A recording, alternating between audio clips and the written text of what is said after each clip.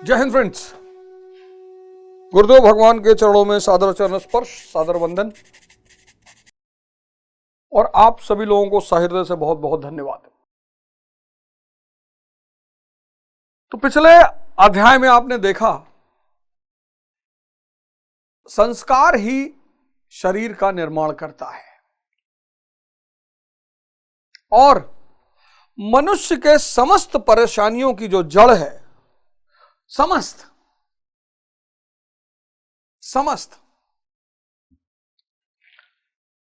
मनुष्य के समस्त परेशानियों की जो जड़ है वो है अविद्या, इग्नोरेंस।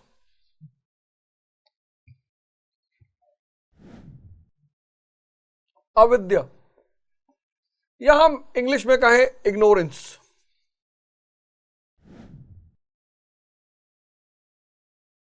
तो बचपन में हमको लगता था कि पेंसिल के छिलके को अगर एक कटोरी दूध में रात भर भिगो के छोड़ दिया जाए तो सुबह वो इरेजर बन जाता है।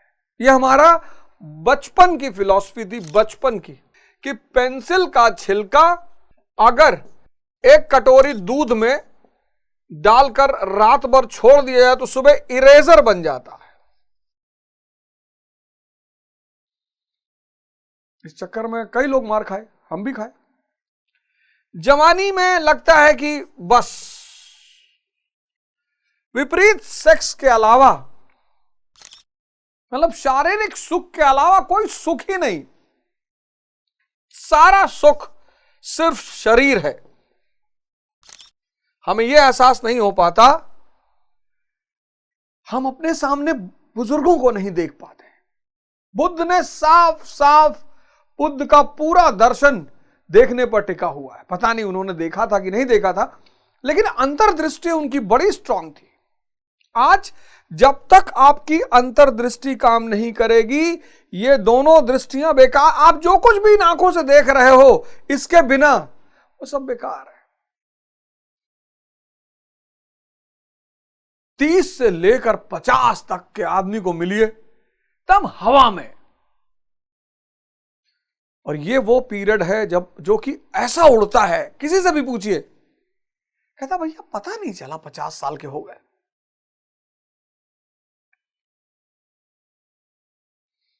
तो इसलिए बुद्ध ने बुढ़े को देखा, बुजुर्ग को देखा।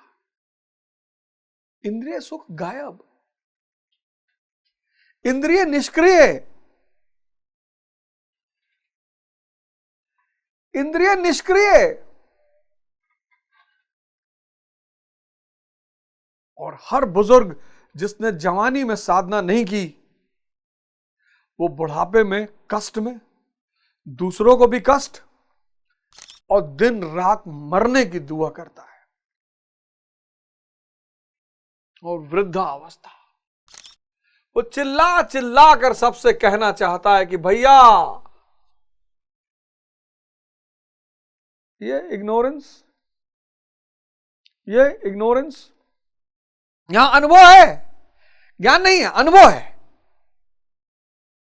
और आप कुछ कर नहीं सकते।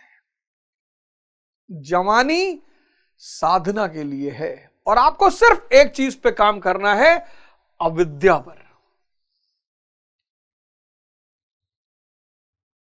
खोलिए अपने इस आंख को,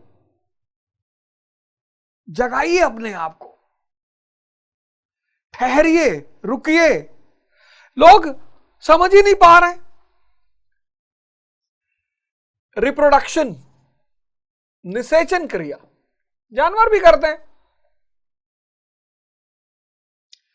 प्रेम, संभोग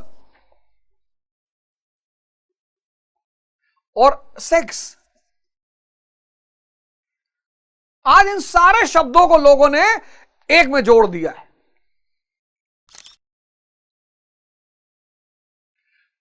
प्रेम मतलब सेक्स, सेक्स मतलब प्रेम। आज रिप्रोडक्शन मतलब संभोग। अरे भैया, भगवान शंकर, हमारे आदर्श कौन? भगवान शंकर, हर हर महादेव। महाकाल, काम को जला दिया उन्होंने। साधक है ना, योगी है। आज इन चारों शब्दों को लोगों ने मिला दिया। निषेचन, रिप्रोडक्शन किसके लिए? सृजन के लिए।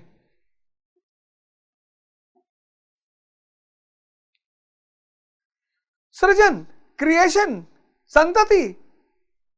प्रेम भाव है।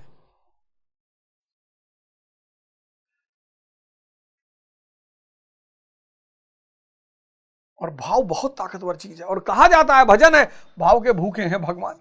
यह भाव है, इसका इससे क्या लेना देना? संभोग, इसी पे चर्चा करने जा रहा हूं पढ़ाई वढ़ाई में। इन चारों विषयों पर चर्चा करने जा रहा हूं पढ़ाई वढ़ाई में। जो पढ़ाई वढ़ाई का कोर्स चलता है रात में शाम को 7 बजे वाला, polity, democracy in India. Polity की आप 3-4 किताबें खरीद लें। एक आप ये खरीद लें, इंडियन कॉन्स्टिट्यूशन एट वर्क, ये ले लें, इंडियन कॉन्स्टिट्यूशन एट वर्क। एक आप ले लें डेमोक्रेसी इन इंडिया, भारत में प्रजातंत्र। और एक आप ले लें ऑर्गन्स ऑफ द गवर्नमेंट। ये 3 किताब आप ले लें। इंडियन कॉन्स्टिट्यूशन एंड एडमिनिस्ट्रेशन ये ले लें, class Indian constitution and administration है क्लास 11th की। Democracy in India class 12th, बड़ी शानदार किताब। Organs of the government class 11th 10th। अभी मॉडर्न इंडिया पढ़ा रहा हूं। पढ़ाई और वढ़ाई, पढ़ाई में मॉडर्न इंडिया चल रही है, वढ़ाई में पहला धर्म चल रहा था। अब उठाया मैंने ये विषय, इस विषय पर चर्चा करूंगा। और पूरी ओशो की किताब संभोग से समाधि, उस पर चर्चा करूंगा। वो डेली मंडे से थर्सडे पूरा शो आता है। ये जो है संभोग, जो है ये ऊर्जा का आदान प्रदान है। बड़ी प्यारी प्रक्रिया है, शरीर का कुछ लेना देना नहीं है। और ये तो वासना, कामना, इच्छा, देखो चारों अलग अलग चीजें। ये बिल्कुल करना है आपको, एकदम करना है, तभी तो संतति आगे बढ़ेगी। इसके बिना तो जीवन अधूरा है। अगर साथी अच्छा मिल जाए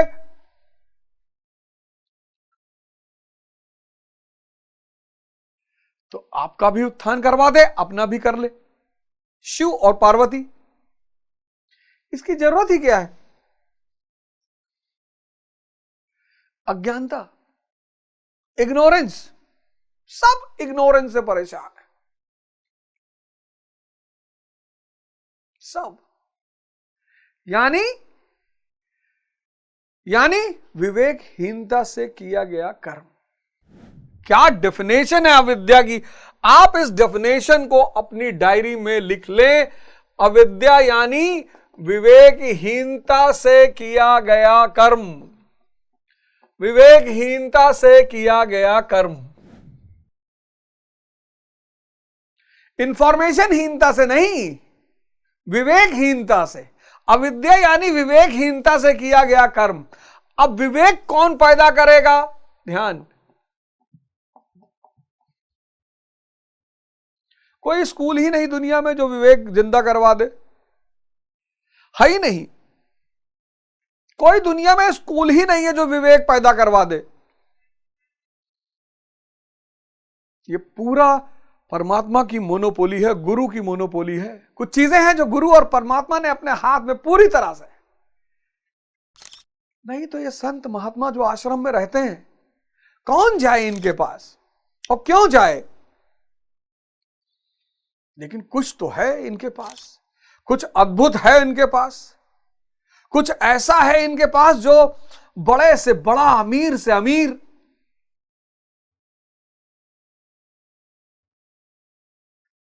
इसीलिए मैं आपसे बार बार कहता हूं, बार बार हाथ जोड़कर कहता हूं, सामने पड़ जाओ तो पैर भी पकड़ लूं कि ध्यान करो दोस्त।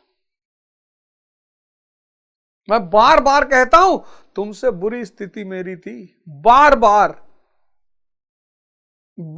कह रहा हूं, बार बार रिपीटेडली कह रहा हूं, तुमसे बुरी स्थिति मेरी थी। पर इन गुरुओं ने बचा लिया। उठो यार, जवानी में तुम लोग क्यों माँ बाप का पैर छुओ, गुरुओं का पैर छुओ। माँ बाप दूर रहते, फोन करके कह दो पाए लागी, गोड़ लागी माई, गोड़ लागी बाबू। इतना कहने में कहा जा रहा है तुम्हारा?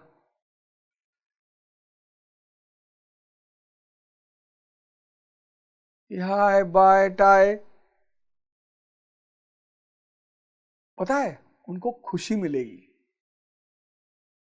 भाव उठेगा, ऊर्जा बहेगी, वो मिलेगी तुमको। इडियट, वो तुमको मिलेगी। 1 महीना बाद बताना कि क्या परिवर्तन हुआ सिर्फ एक क्रिया करने से, कि माँ बाप को डेली पैर छूने से, सुबह और शाम। नहीं है तो फोन करके कहो पाए लागी, पाए लागी तुम्हारी। अरे सामने पड़ी तब तो मरी है बाप। तुम लोग यार ऊर्जा लेना भूल गए, आशीर्वाद लेना भूल गए, और फिर ध्यान की प्रक्रिया शुरू हो जाएगी। किसी भी कर्म को विवेकहीनता में मत करो। अभी ओलंपिक हुआ, उससे लोग मिलने आए, सर तैयारी करना चाहते, एकदम करो। पढ़ाई करने आओगे, तैयारी करने? नहीं सर तैयारी करने। हाँ, मैंने कहा पढ़ाई तो यहां बहुत सारी कोचिंग, कहीं जाकर पढ़ लो। तैयारी कर रहे हो, करोगे? हाँ। बताओ पहला मॉडर्न ओलंपिक क्या कब हुआ?